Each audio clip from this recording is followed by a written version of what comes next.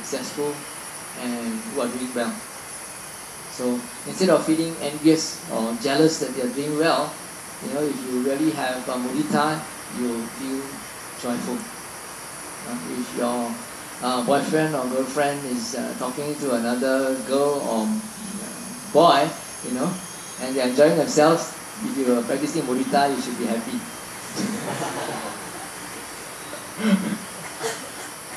And then finally, upekkha is when everything else fails. Yeah, you can't do metta, and you can't do karuna, and you can't do mudita, and then you have to do upekkha. Let's give you some practical examples.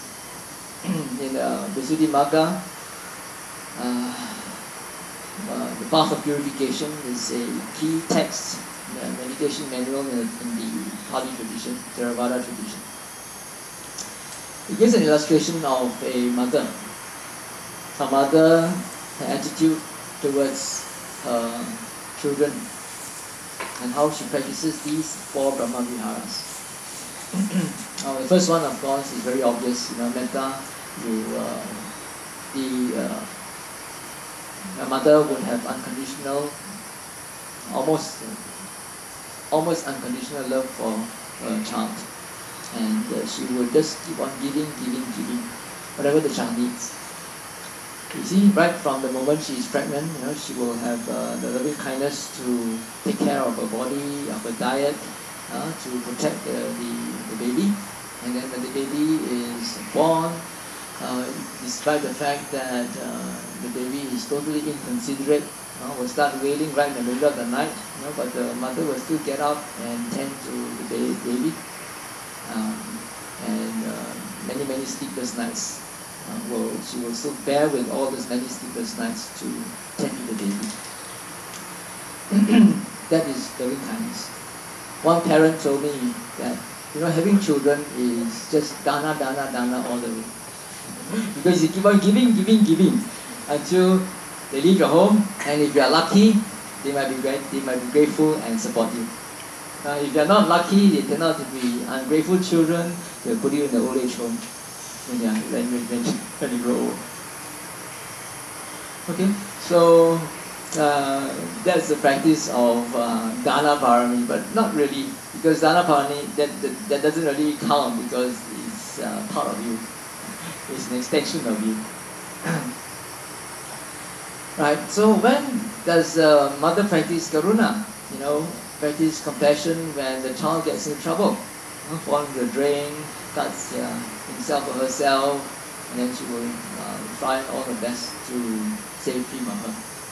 In the Metta Sutta, Karaniya Metta Sutta, the Buddha says that the mother's love is so strong that she would even sacrifice her own life to save the life of her only child.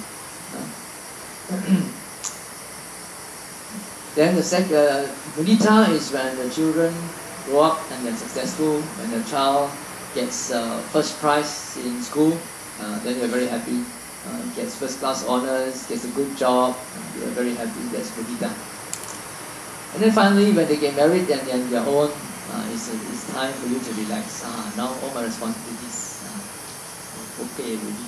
Now they can be on their own. Do you think so? Not really. If it's a son, the son might come and borrow money from the parents, saying, "Hey, Papa, you can borrow some money or not? I want to start my family. I want to start a business. I want to buy a house. You need to have some deposit." And then they might pay you back, they might not. And but it seems that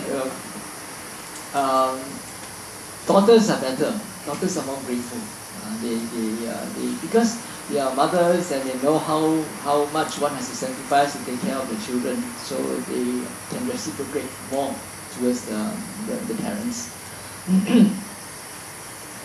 Right. So, but then at that point of time when they are already on their own, okay, and then they don't come and trouble you, don't ask borrow money, don't come ask for help from you, then that time you can practice upekkha, is equanimity. They can probably take care of themselves by now, and I can spend more time traveling around the world, enjoying myself, or coming for retreats. Okay, then what happens is when they get a child, then it starts all over again. 個驚咧佢冇教，係果樹。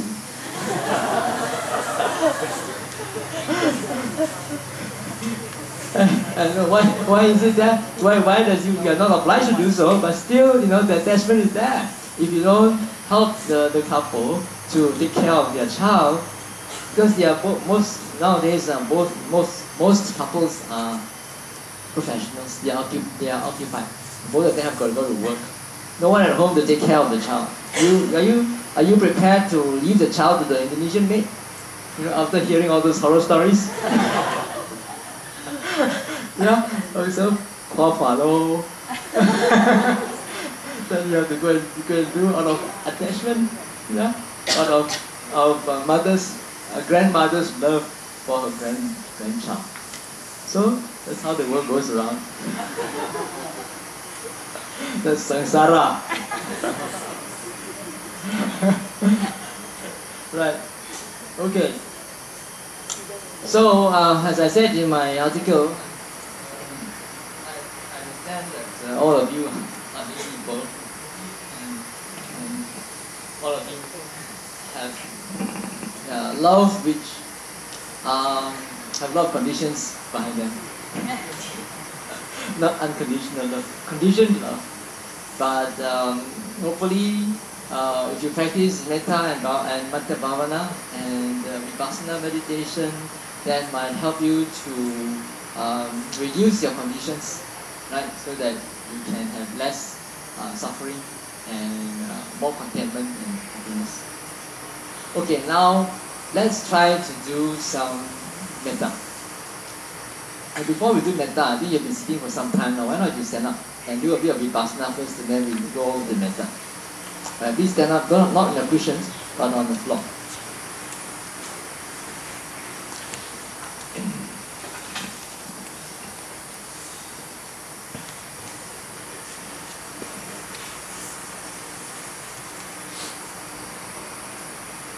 Okay, just stand with your feet slightly apart, maybe about shoulder width, so that you can stand more in a more balanced way, more steadily.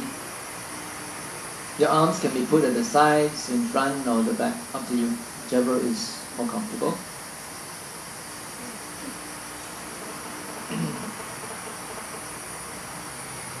If you can stand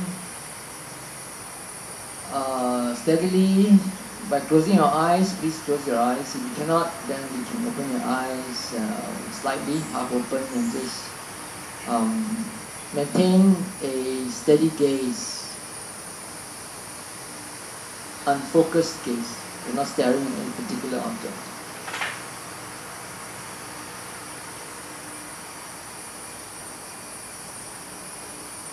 And now let's just try to come back to our senses. That's a great way of bringing you back to the present.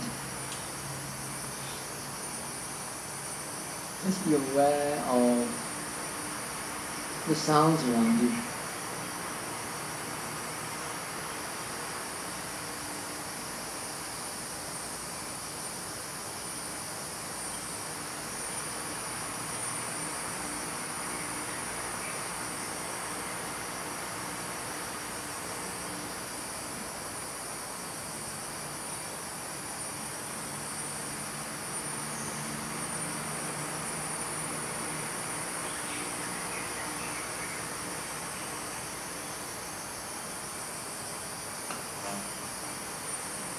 If your eyes are open, you can also be aware that you are seeing, not looking at anything in particular, but just seeing.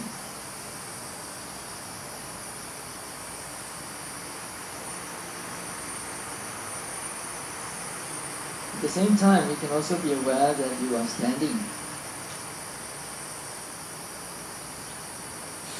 And how can you tell that you're standing if your eyes are closed? You're standing and not sitting or lying down or walking. How would you know that?